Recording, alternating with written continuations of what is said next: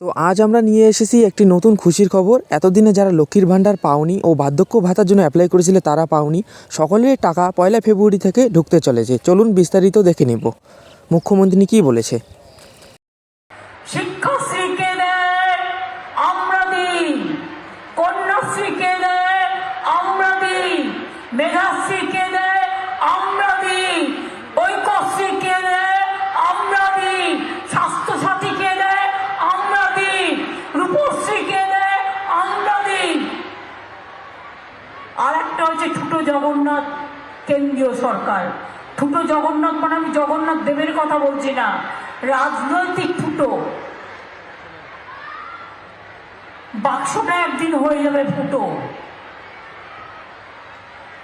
বলে বেড়াচ্ছে ঘর ঘর মে জল দে रहा है, कहां से किधर से।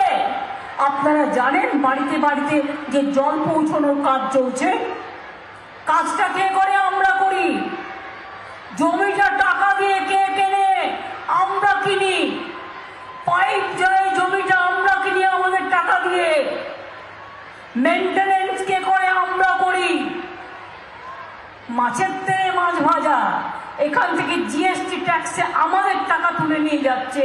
75 ভাগ আমরা খরচা করছি, আর 25 ভাগ খরচ করে বলছে তাও সেটা আমাদের টাকা। যে घर घर में जल दे रहा है, बस जल तो अब नहीं दे रहा है। चुनाव का बाद में अब कहाँ जाओगे ये आप लोग सोचिए। झूठा बताने से नहीं होगा, फायदा नहीं होगा। আগের বার বলেছিল 15 লক্ষ টাকা করে সবাইকে দিয়ে দেবো, তারপরে দেখলেন গ্যাসের দাম হু হু করে বেড়ে গেল। বিনা পয়সার চাল ফুটছে, হাজার কোটি টাকার গ্যাসে ফুটছে বিনা পয়সার চাল। এই তো দেশের হাল। ইলেকশনের আগে 200 কমাবে, 300 কমাবে, তারপরে উসুল করে নেবে আরো 500 1000 বাড়িয়ে। বিশ্বাস করবেন না, আমরা করি না। আমরা মানুষের ওপর ট্যাক্স বাড়াই না। বরং তো ছাত্রছাত্রীরা বুকে হাত দিয়ে, যুবক যুবতীরা, কৃষিজীবী থেকে শ্রমজীবী, সেলফ হেল্প গ্রুপ থেকে আশা থেকে সিভিক ভলেন্টিয়ার্স থেকে হোমগার্ড, ইউনিভার্সিটি কলেজ থেকে স্কুল, বলুন আমায়। আগে একটা সার্টিফিকেটের জন্য আপনাদের দুয়ারে দুয়ারে ঘুরতে হতো। আজকে একজন নিজে বলছে আমার নাম এই, আমার পিতার নাম এই, আমার ঠিকানা এই, আমার কোয়ালিফিকেশন এই, নিজেই নিজের পরিচয় দিচ্ছে। কারো কাছে যাওয়ার দরকার নেই। এটা আপনার নিজের আইডেন্টিটি, আপনার স্বাধীনতা। আপনারা জানেন আগে কাস্ট সার্টিফিকেট পেত না তপশিলি আদিবাসীরা।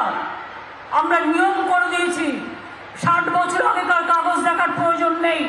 বংশে একজন কেউ থাকলে তার নামটা নিয়ে আসুন, কাস্ট সার্টিফিকেটটা নিয়ে আসুন। একজনেরটা থাকলে অন্যরা পেয়ে যাবেন। আপনাদের ঘুরতে হবে না, আপনাদের চিন্তা করতে হবে না। এটা মাথায় রাখবেন।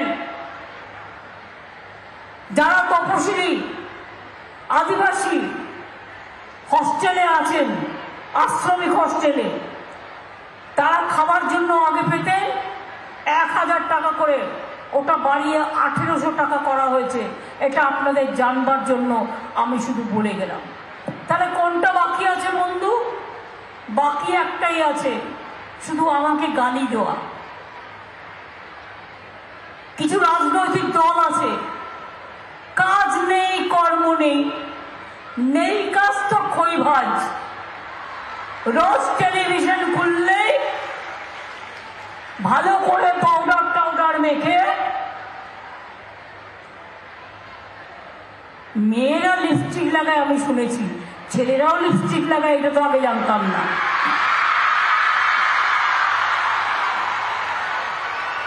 ভাড়া করে সেজে গুজে বসছে, আর বসে বলছে ওই রাস্তাটা খারাপ, এই জায়গাটা খারাপ, চোখে দেখো না কানা।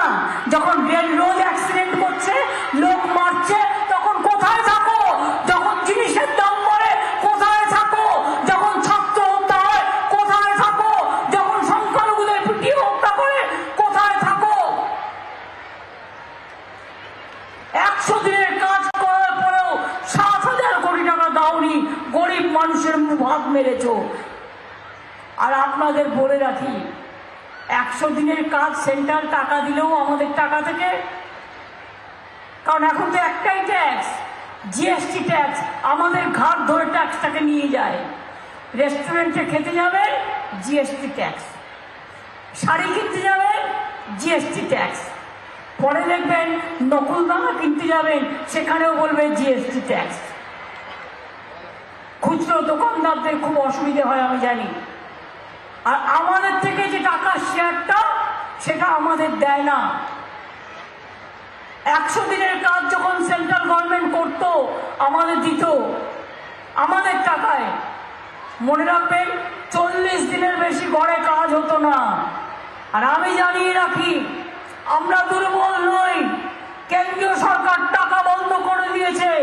22-23 100 দিনের কাজে 1 পয়সা দেয়নি।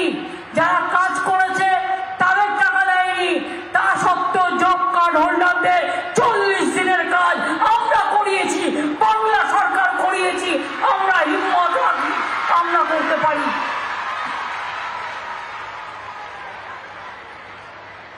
আমাকে বলছে টাকা দেবো না। আমি বললাম কেন?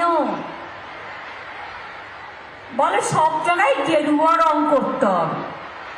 আমি বললাম সাধু সন্তরা গেরুয়া পড়েন, পড়তেই পারেন, এটা তাদের অধিকার। তার জন্য তারা পুজো আর্চা করেন, অনেক ত্যাগ তিতিক্ষা করেন, সংসার ছেড়ে বাইরে কাজ করেন। আপনারা কোন সাধু? আপনারা সাধু কোথায়? আপনারা তো বিধু। আপনারা সাধু না, শুধু মানুষকে পিটতে জানেন। আজকে কি বলছে?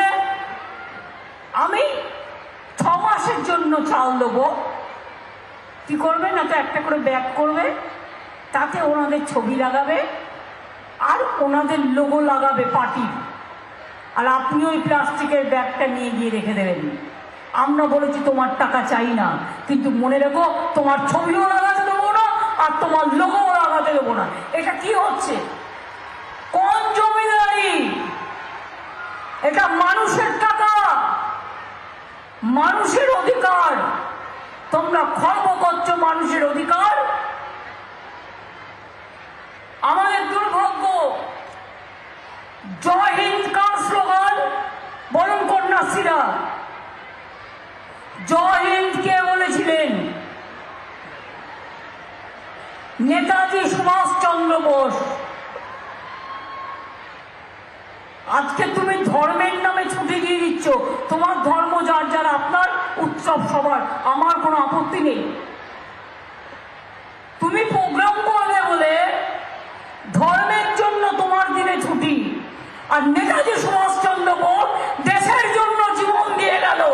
আজও জানলাম না তার মৃত্যু দিবস কবে, তার দিনটা জাতীয় ছুটির দিবস হলো না। লজ্জা, লজ্জা, লজ্জা। এর থেকে বড় লজ্জার কিছু হতে পারে না। স্বামী বিবেকানন্দকে গালাগালি দিচ্ছ, বিদ্যাসাগরকে অসম্মান করছো, সবাইকে, বাংলাকে অসম্মান করছো, বাংলার সংস্কৃতিকে অসম্মান করছো, বাংলার সভ্যতাকে অসম্মান করছো। জেনে রেখো, বাংলা না থাকলে স্বাধীনতা আন্দোলনটাই সাফল্যমণ্ডিত হতো না। সবচেয়ে বেশি বাংলার অবদান আছে দেশের স্বাধীনতা সংগ্রামে। গান্ধীজি কোথায় থাকতেন বসে ম্যাক্সিমাম দিন? কলকাতায়। নেতাজি কোথায় থাকতেন? কলকাতায়। রবীন্দ্রনাথ কোথায় থাকতেন? কলকাতা থেকে শান্তিনিকেতন। নজরুলের কোথায় জন্ম? বর্তমান পশ্চিমের চুরুলিয়া গ্রাম। স্বামী বিবেকানন্দর কোথায় জন্ম? কলকাতায়। রামকৃষ্ণ কোথায় জন্ম? কলকাতায়। বিরসা মুন্ডা আন্দোলন করেছিলেন কোথায়? এবং মনে রাখবেন, বাংলায়।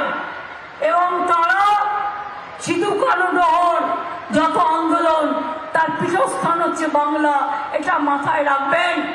বাবা সাহেব আম্বেদকর মনে রাখবেন, বাংলা থেকে প্রথম সংসদে গিয়েছিল। এটা বাংলার অবদান। আমার গায়ে কাটা দেয়, আমার গর্ব হয় যে বাংলা কি না দিয়েছে।